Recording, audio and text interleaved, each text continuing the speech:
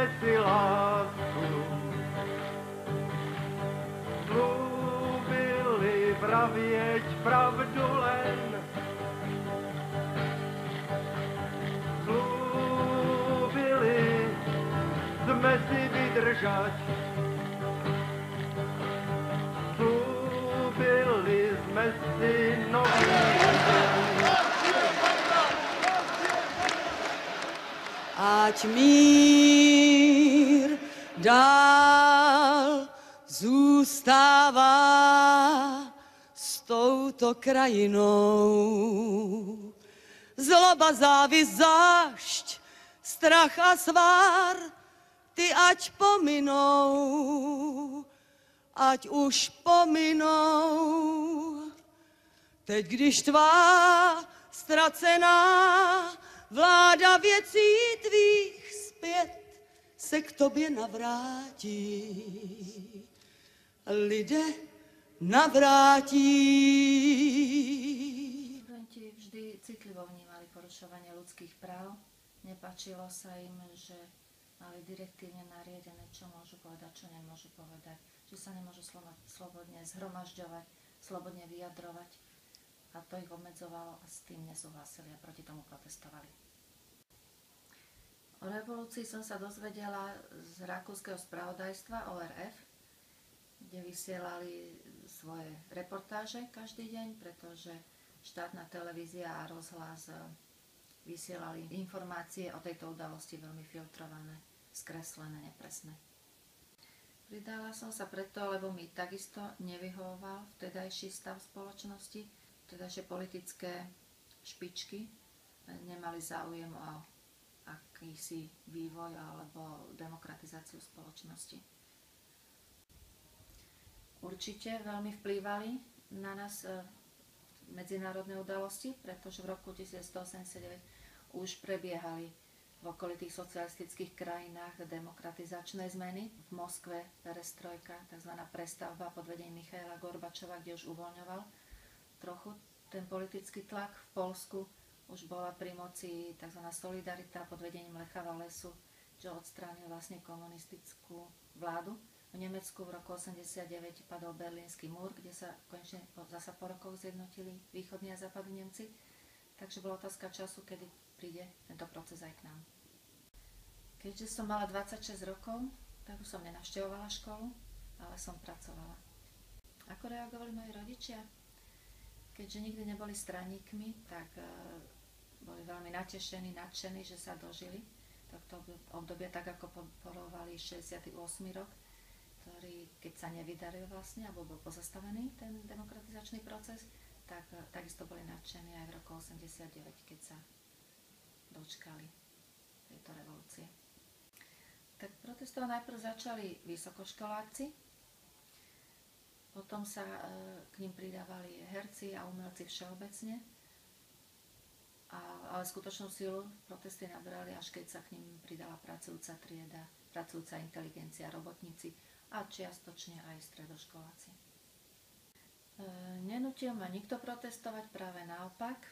Keďže som pracovala vtedy na krajskej vojenskej správe, tak všetkých zamestnancov si zavolal náčelník vojenskej správy a nám oznámil, že snažia sa protisocialistické sily o rozvrat republiky a aby sme sa nezúčastňovali na týchto aktivitách, aby sme sa im vyslovne vyhýbali, pretože sú tam pracovníci EŠTB, ktorí všetko snímajú a je možné, že budú tí ľudia nejakým spôsobom stíhaní. Tie prvé stretnutia boli na Hviezdoslavovom námestí, ale keďže tá masa študentov a ľudí stále pribúdala, bolo ich stále viac a viac, tak sa premiestnili na námestie SMP, ktoré bolo najväčšie a sa zmestilo najviac ľudí a bol takým centrom diania. Hlavnými hovorcami bol Milan Kňažko, ktorý bol známy verejnosti ako herec, a disident Jan Budaj. Neboli študenti ozbrojení, preto aj tí českí študenti stále opakovali, že ukázali, že máme holé ruce. K policajnému zásahu došlo iba v Prahe, toho 17. novembra, nie v Bratislave. V Bratislave prebehol pochod pokojne, už večer predtým. A v Prahe zasiahli policajné zložky neboli vyprovokovaní študentmi, pretože tí sedeli, sa posadili na tom námestí alebo stále ukazovali tie holé ruky, prípadne im dávali kvetiny, ale dostali policajti zrejme pokyn. V roku 1990, hneď začiatkom roka, vlastne bola zriadená vyšetrovacia komisia v Prahe, ktorá mala vyšetriť, kto vydal ten pokyn na zaútočenie.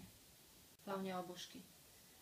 Tvrdou silou na nich zaútočili, ich obkolesili na námestí a keď ich púšťali cez koridor, tak postupne ich mlátili. Vyše 500 študentov bolo zranených.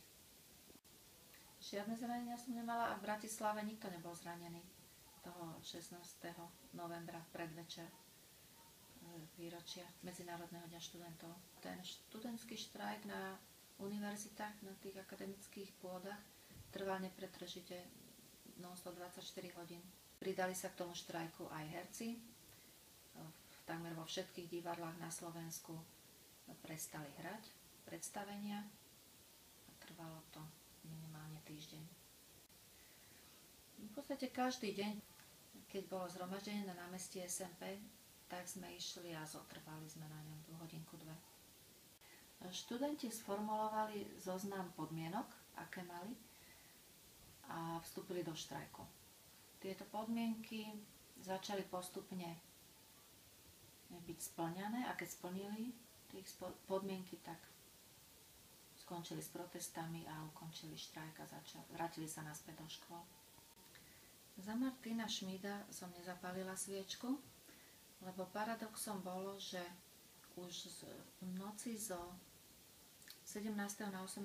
novembra zahraničné médiá vypustili do sveta správu, že počas brutálneho policajného zákroku voči našim študentom bol zavraždený Martin Schmidt a naše oficiálne miesta zároveň stále opakovali, že to nie je pravda, že nikto nebol zabitý, že to je fáma a po 3 dňoch sa naraz nečakane ozval študent Martin Schmidt, že bol niekde na chate, tuším na Vysočine. Môj osobný názor je ten, že vlastne vďaka tej správe, ktorá sa rozšírila medzi ľuďmi a nebola overená, to pobúrilo natoľko, už začalo to tými hercami, ktorí povedali a rozšírili to medzi obyčajných ľudí, že no tak to už je naozaj vrchol, aby naše deti bili, dokonca zabili. A to bola asi tá posledná kvapka, posledná kvapka trpezlivosti tých ľudí a spúšťač tej rýchlej lavíny a rýchleho sledu udalosti, čo nasledovali v najbližších dňoch a mesiacoch.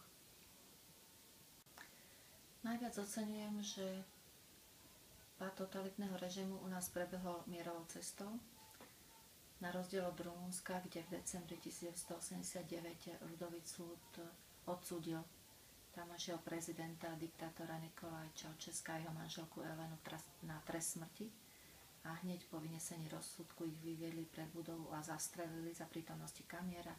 Túto popravu vysielali celému Rumunsku aj celému svetu. Z tohoto všetkého my sme boli v podstate ušetrení a všetky zmeny prebiehali formou vyjednávania za okrúhlym stolom.